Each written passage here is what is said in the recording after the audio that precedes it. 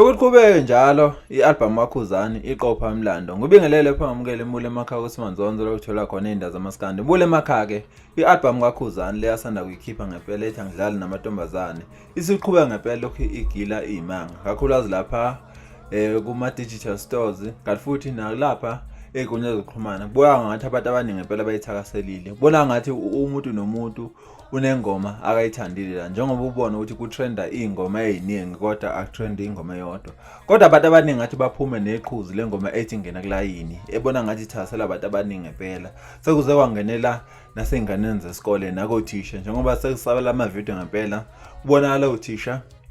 nengane bethi ngena kulayini ngempela khona esikoleni uKhuzani sizathatha ke isinqumo sokuthi uzoyivakashela lezi izikole ayongena nazo online khona ezikoleni uthi lokhu kwenziswa ukubonga izikole ngento eziyenzile kule ngoma le ngoma ngempela ishaye u1 million views in one day lapha ku YouTube kanti futhi namanje isaqhubeka yenza kahle esinye sezikole ngempela uKhuzani uzayivakashela iwayiphethe kaNongoma ekuyisona ngempela besipostile lapha ku Facebook wathi ithanda lento enziwa lezi ingane uzoyivakashela nothisha beyongena kulayini ngayo le ngoma kanti akuyona yodwa ke ingoma ngempela ithasela abantu njengoba sengishilo kodwa iningi khona le ngoma le ethi Mzimeni abantu abaningi bazoyikhumbula ngesikhathi umgibe okumuntu owaziwa ngokuthi akamthanda uKhuzani kodwa wabonala ngempela